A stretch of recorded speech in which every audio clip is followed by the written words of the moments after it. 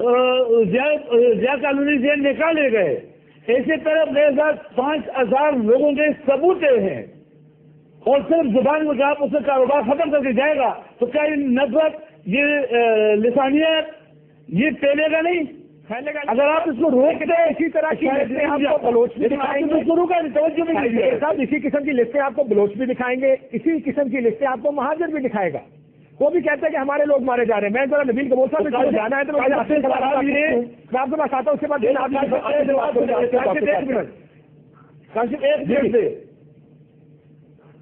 ایک منٹ جی جی بولو جی جی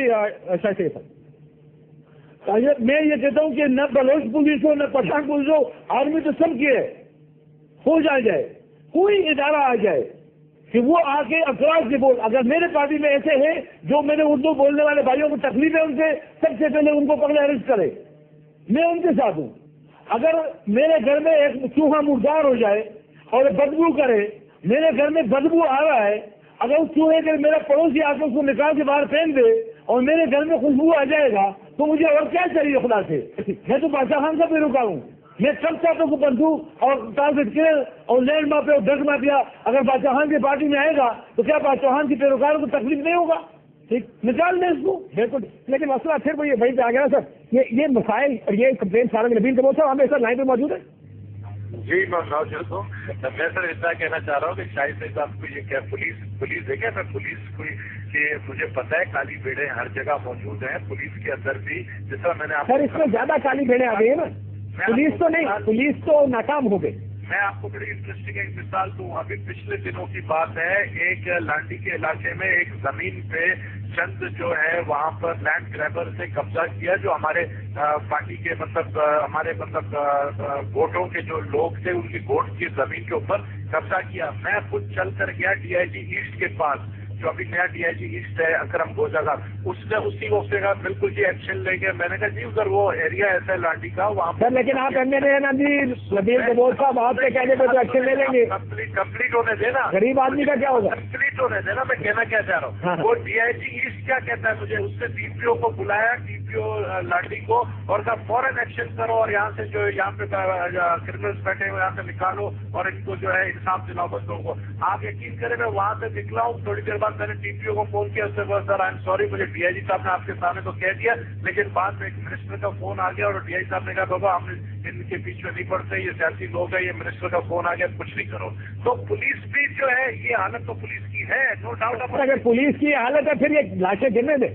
تو یہی میں کہہ رہا ہوں کہ ضرورت اس کی ہے کہ ایک تو پولیس کی ری آلنگ ہونا چاہیے کراچی کے اندر، کراچی کے اندر پولیس بڑے اچھے آفیسر جو کام کرنا چاہتے ہیں، وہ کہتے ہیں ہمیں فل ادھر پاور اتھارٹی ملے، ہم یہاں پر کا، لیکن کیا میں نے کہا اتھارٹی دینے کے لیے سارے کے سارے پولیٹیکل پارٹی جو کولیشن پارٹنرز ہیں ان کو آن بورڈ ہونا پڑے گا۔ یہ بیان آپ یقین کریں، ہم ادھر آ کر میں ادھر آ کر جھوٹ بول رہا ہوں گا آپ کے سامنے اس چینل میں لوگوں کے سامنے، اگر میں یہ کہوں گا کہ جی میں تو چاہ رہا ہوں کہ ایکشن ہو لیکن میں مجبور ہوں، میں نہیں، مجبوری کچھ نہیں ہے، مجبوری یہ ہے کہ جو کرمنل ایلیمنٹس گھس کے آپ کی پارٹی کے اندر آپ ان سے ڈر گئے ہیں، تو آپ سے زیادہ مضبوط ہو گئے ہیں، سب سے پہلے ان کو ختم کریں، ان کو نکالیں، پھر آپ دیکھیں 3 دن میں کراچی میں امن ہو سکتا ہے۔ 3 دن میں کریں اگر ول ہوگا سب سارے کولیشن پارٹنرز کے۔ ڈاکٹر صاحب 3 دن میں امن ہو سکتا ہے، political will who, criminal elements کے خلاف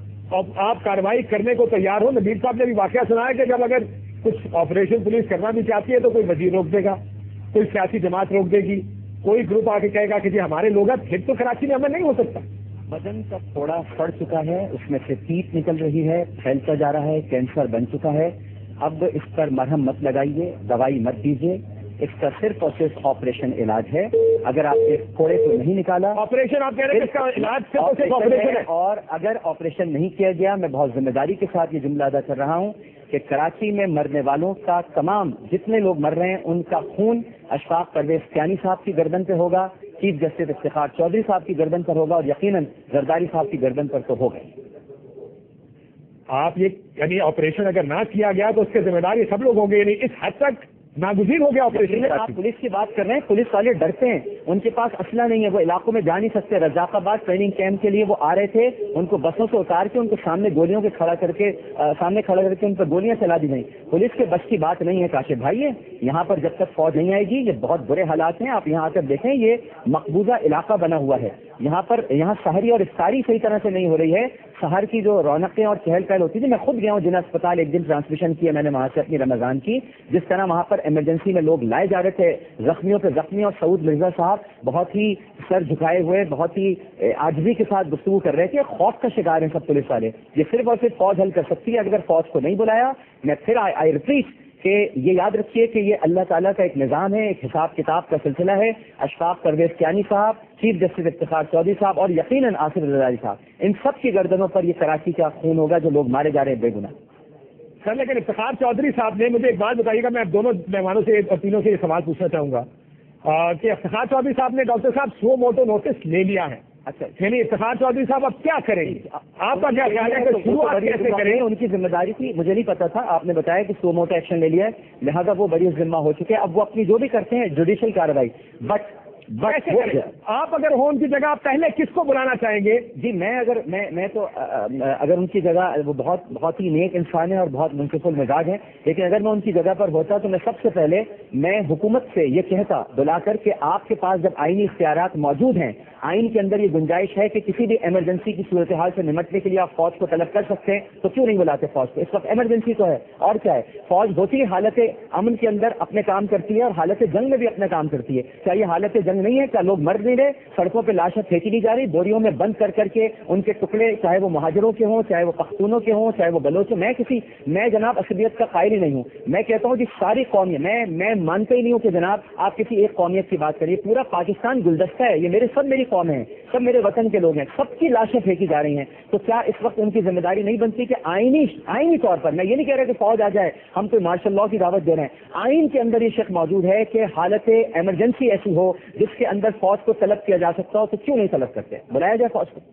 सर, सियासी जमातें तैयार हो जाएंगी डॉक्टर साहब? सियासी जमातें अगर तैयार नहीं होंगी तो फिर ठीक है, फिर अगर सबको लाशों पे सियासत करनी है तो कर लें। लेकिन मेरा ख्याल ये है, मैं ज़ाती तौर पर समझता हूँ जमातों को, मेरा अपना ज़ाती ख्याल है कि एमकेएम भी तैयार हो जाएगी, ये एएनपी भी तैयार होगी, पीपल्स पार्टी को भी तैयार होना पड़ेगा, और ये हो चुके हैं तैयार। मेरा तो ख्याल नहीं है कि कोई तैयार नहीं होगा। आप ये बात करके देख लें, मेरे ख्याल से सभी कहेंगे कि फौज को बुलाया जाए।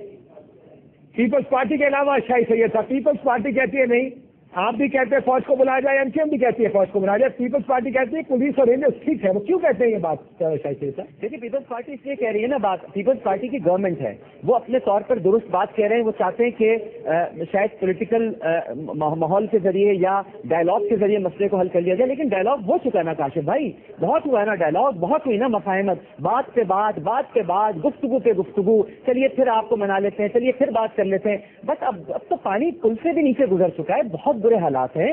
एक दिन में पहले तो जनाब 10 लाशें, 12 लाशें, फिर अब्दुल रहमान मलिक साहब के बयानात तो देखिए, वो कहते हैं कि 40-50 लोगों का मरना कोई बड़ी बात ही नहीं है, हर बड़े शहर में इस तरह से होता है। हम तो सब पेंडू हैं, हम तो जाहिल हैं, हमें तो ये बात पता ही नहीं थी। उनको पता थी ये बात। अब्दुल रहमान मलिक साहब तो बड़े काबिल हैं, बड़े आलिम हैं, बड़े दानिशवर हैं, बड़े फिलोसोफर हैं, कि पूरे पाकिस्तान को ये बात नहीं पता। उनको तो गर्लफ्रेंड मरवा रही हैं, आप खामखा टारगेट के लिए पीछे पड़े जी।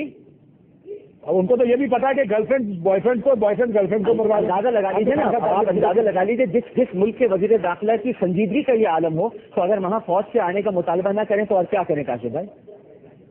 बिल्कुल ठीक है। मैं आपके पास आऊंगा आखिरी सवाल के लिए। शाही सैयद साहब, क्या वजह है कि पाकिस्तान पीपल्स पार्टी, तमाम बाकी सियासी जमातों, आज उलमा के ग्रुप ने भी कल ये कह दिया कि फौज को बुलाया जाए, तमाम कौम परस्त जमातें कह रही है फौज को बुलाया जाए, मुत्तहिदा कौमी मूवमेंट कहती है जिसने एक ऑपरेशन भुगताया हुआ है फौज का कि भाई फौज को बुलाओ, ये मसले का हल है।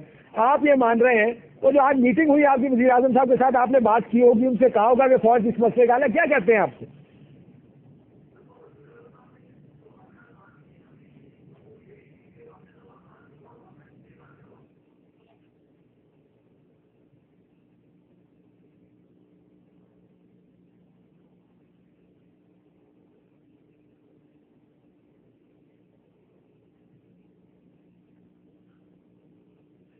कमजोरी या नाकामी की तरफ एक इशारा है। अगर इससे आदमी मुकर नहीं हुआ कि हम कोई को बुलाएं, इसका मतलब है कि पुलिस या रेंजर सेकअप हो गई, सब हम बुलाते हैं। अगर जाहिर बात है क्योंकि वो ये बेड़ा उठाना चाहते हैं कि हम किसी तरीके से इसमें कामयाब हो गया और काम कर दिया।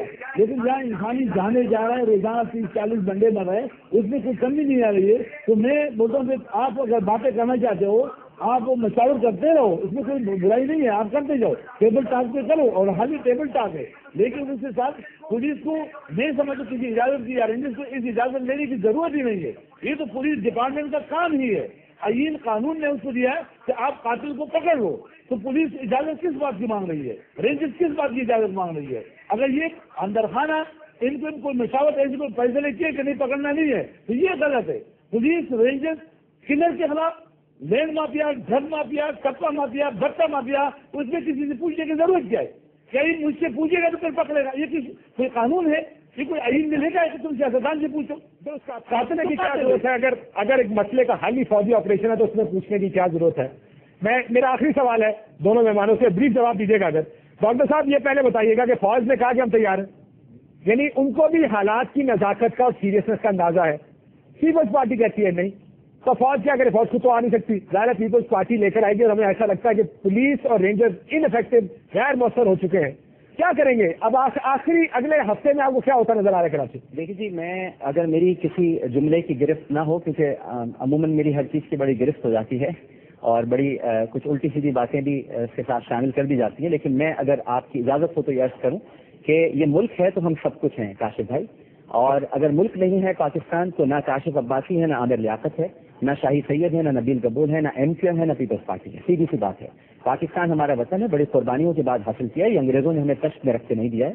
तो अगर पीपल्स पार्टी मना करती है तो मैं तो खैर ये जुमला अदा कर रहा हूँ अपनी जिम्मेदारी पर कि अगर पीपल्स पार्टी भी मना करती है और इसी तरह लाशें गिरती रहें, इसी तरह, यानी सूरत हाल बहुत